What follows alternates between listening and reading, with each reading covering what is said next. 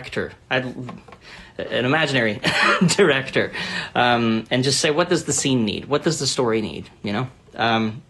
So Someone Will and Sober are both music videos based on performance, and because I want people to also feel the energy that I feel when I'm performing, because that's my happy place. That's my favorite place to be. So, yeah, long-winded answer to that, but there you go. That's what you have to look forward to for the rest of this, however much longer this thing lasts. So, let's see. When are you coming back to Marathon? When are you coming to New York? I love all these questions about when we're coming to, where we're going to shows. Like, it fills up my heart, man. I really miss playing shows, and I'm very, very anxious to get back on the road. Cole, so I have two dogs. I have Cole and Ella. Ella's my fearless protector with all the energy and adventure, and Cole is a retired racing greyhound. He is an older gentleman, and he is a gentleman. He really is. He's a really cool, fun dude. And he is doing great. He's doing great. He's getting up in age, but he's doing great. I'm proud of him, and he's been enjoying the studio tour. Hi, Sammy. This is my new spot. I'm just kind of like piecing the whole thing back together again. It's the whole. I basically just designed a modular studio because I like moving. I like going. I don't like moving. I fucking hate moving.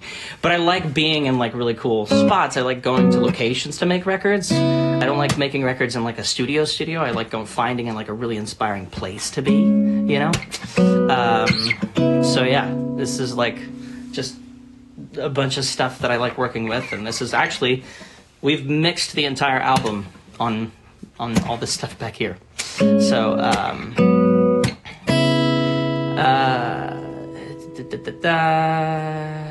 you filmed a music video where I live. Oh, that's really cool. Are you real? I am. Yeah, there are a lot of not real versions of me, so I've heard. So, you know, ignore those idiots. Let's see. Hello from Louisiana. It's good to see you in the room. What's up? Been a fan since 2013. I really appreciate that.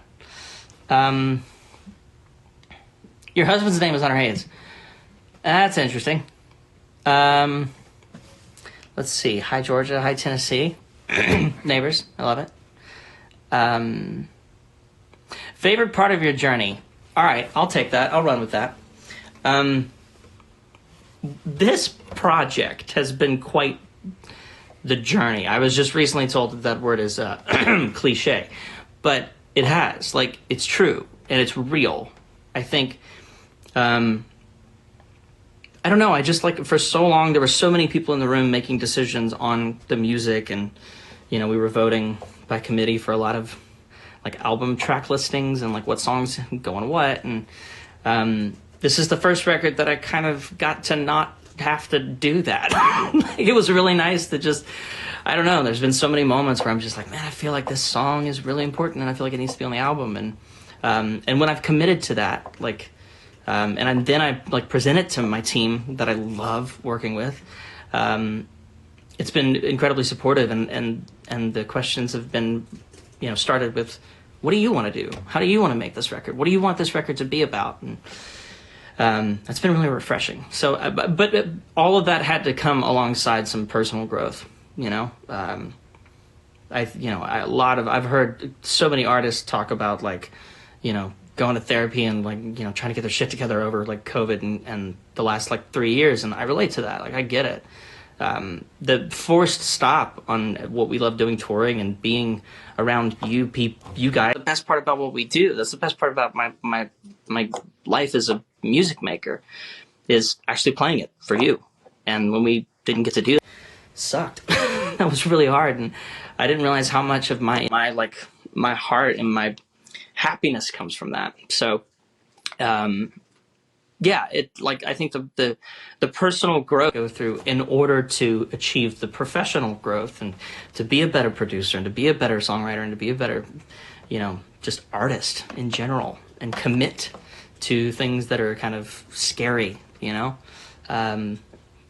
And maybe that's the answer. Maybe it's doing the stuff that I thought would be scary, and it wasn't as scary as it was. It is scary, but in the best way. Like, it's been exhilarating, and I'm really grateful for that. So, yeah, I think that's my favorite part. How's the violin playing coming along?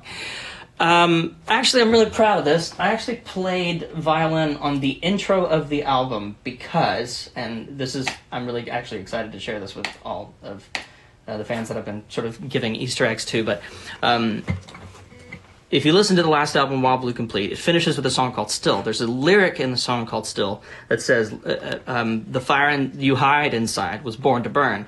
It's basically just me saying, like, or admitting or realizing, the stuff that lights us up, I think sometimes we kind of suppress it, or we hide it, or we think of it as weird and we think of it as bad.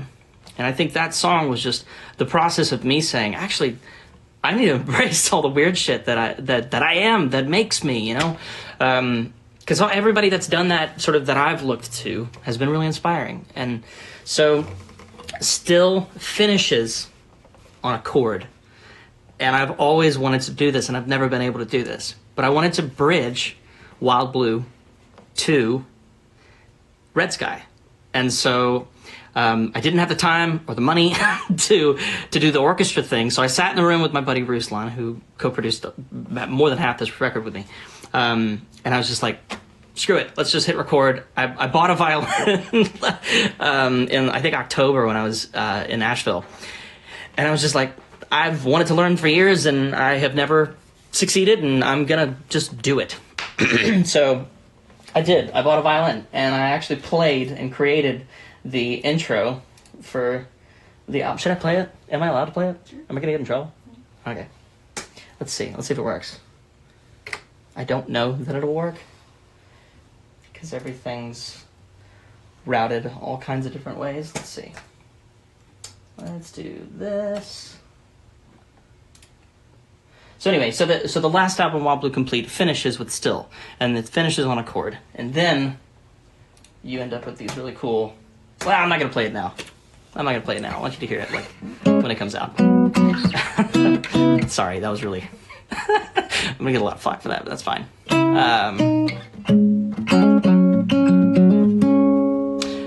Haven't worn one of those in a long time. Let's see. Cole actually had his name. His racing name was Coal Miner, so he kept the coal part because he knew that, and he responds to it. And I wanted to make life a little easier for him, so I didn't change his names. Yeah, sorry. How many instruments do I play? Okay, so here's the thing. When I started making music, it was literally, I talked about this a little earlier, but it was literally just like, I can hear the song, I don't have the resources to hire a band, go to a studio, do the session thing. I have to do it. And I had instruments lying around because as a kid, I was playing shows, I had really generous people. I had a guitar that was gifted to me, and I had instruments. And so one Christmas I asked for a Tascam digital recorder, and I got it. And it was the greatest thing that ever happened to me, because I started just making demos and doing that. That became my life. And then it was on to Pro Tools, then it was on Logic and Ableton and etc. But somebody else asked me this morning, how many instruments did I play on this song or that song, and the answer is always just as many as it takes, whatever it takes to finish the song. The music gets played. So yeah. So let's see. Oh, when are you releasing Cole and Alla merch? That's a great idea. I appreciate that idea. We're going to consider that. Oh, that's sweet. Your manager gave me your guitar pick a long time ago. And at the Organ Jamboree. I do remember that. What's your go-to instrument to add to a song? I got a few, okay? If I can just nerd out with all my nerds, if any of my fellow music nerds are here. I've actually been leaning a lot on acoustic lately. I think acoustic guitar is one of the most genuine, sincere sounding instruments. So when I'm struggling with a production, I hear the part that I want to play, and I just play it on acoustic, and I start there. Someone Will actually is a great example of this. Again, I warned you, this is a nerd moment. But Someone Will had a bunch of electric guitar parts in it, had a lot of like synth stuff, and it was lit. It was crazy. And the last day we were working on it, I had an acoustic guitar in my hand, and I just asked Ruslan, who I co-produced this with, if I could add a part on the acoustic. And then it was just like, wait, let me add another part. We just ended up replaying all the parts that were in the song on acoustic. And it's really interesting because, like, I don't know if it sounds like this to you guys. I think I know too much about the production to this song, and it's really fun. But like most of Someone Will is like acoustic guitar driven, which you wouldn't think, because I feel like it's got a lot of energy, and it has some electric moments, but a lot of it is just like, like acoustic guitar parts, which I just love how vulnerable that felt. I think what we did with Someone Will, the lyric of Someone Will is a vulnerable lyric. Even though it has confidence, it's a vulnerable lyric to ask somebody, like, am I everything that, like, I thought I was to you, or am I not? That's a scary thing to ask, and so I wanted it to feel scary. I wanted it to feel timid, and I wanted the verses to feel that way. And then the chorus is like a voice in your head. That's why it's a background part. You'll hear it just sing Someone Will, because it doesn't really always come from you in that moment. It comes from a voice in your head, and you're just like, yeah, you're right. Yeah, someone will care. Someone will love me that way, So acoustic is probably my favorite thing. My second favorite thing is this little piano back here. First time I wrote with Rabel, he was using it, and then I showed up to a session in LA, and somebody else had one. It's battery operated, but it's the Yamaha CP. It has a bunch of like vintage electric keyboards. It's stunning. It's absolutely stunning. It's like, I mean, honestly, that thing is on every single track on Red Sky. Like, that's one of my go-to, like, I don't know what to do, so I'm just going to play chords and try to find a new part, And that is what I use.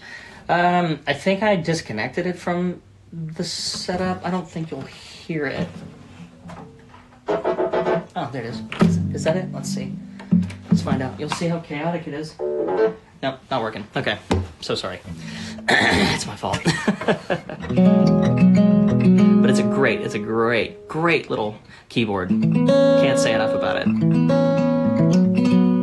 Oh, acoustic album. You know what I've been thinking of? And I want to know what you guys think. But I've actually been thinking about doing acoustic or piano versions of all the songs on the album. I've seen a couple people do it. I think it's really cool. It sounds love working with Sam, man. We actually wrote the one that got away. Let's see what else we write. Well, we wrote Roses, but that's for another day. Sick. All right, so it looks like a lot of people are down for some acoustic versions of some songs. Not right now. I've been talking all day, so my voice is just like completely shattered. Are you collaborating with AJR? With the violin? Well done. That was great. I love AJR. I'm a big fan. I really want to see them live.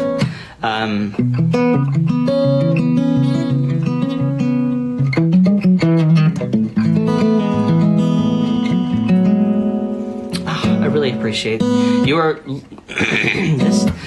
I've never been good at this, guys. Like this live thing with the scrolling thing and the whole thing, and there's a lot to read, and then now there's fucking cowboy hats popping up out of nowhere, and it's the Wild West here on TikTok. It's funny because I scroll through these like lives, and every night I see a bunch of people on it. I'm just like, that looks like fun, and then I'm here, and it is fun. It's also just like a lot. I don't know how you guys focus. It's incredible. It's honestly kind of concerning how easy it is for some people to do this, and how difficult it is for me to do this, but here we are.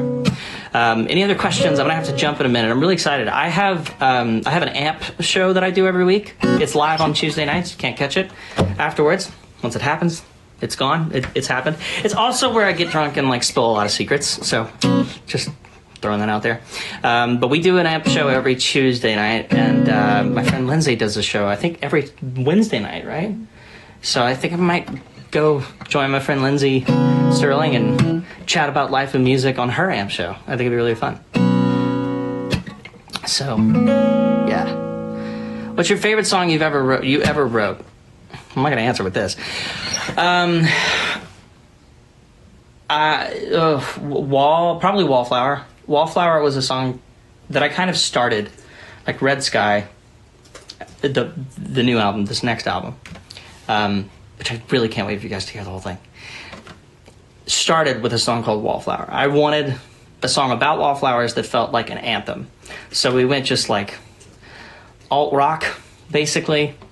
And I wrote it by myself too, which I'm really proud of. Like, I brought it into a room with some other writers, and I ended up just kind of like going back to the original version because it was less perfect, but more like authentic, more honest, more vulnerable, more, I don't know. I just liked how real it was and how imperfect it was.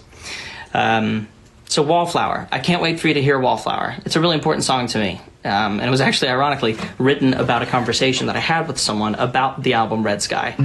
So, yeah, it's kind of nuts. Can't wait for you guys to hear it. Will Wallflower get a music video as well? Potentially.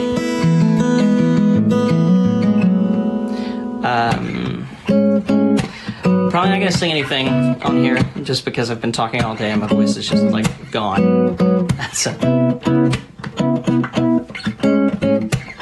But I'm really excited for you guys. If you haven't heard Sober and Someone Will, yes, I am promoting my shit on social media. That's where we're at. And I'm doing it. I'm proud. I'm really proud. Like, these two songs I want you to hear from this album. And then I think I have an idea for what I want to do next.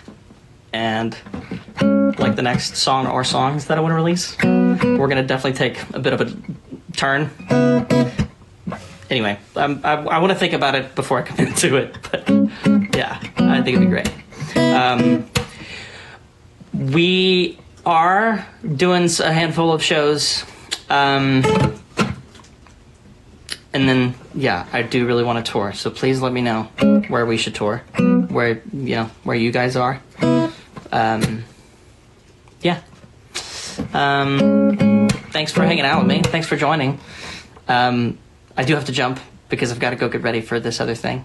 But I love you guys. I'm really grateful for this. This was a great first experience. I think this is my first TikTok live. I can't remember doing another one.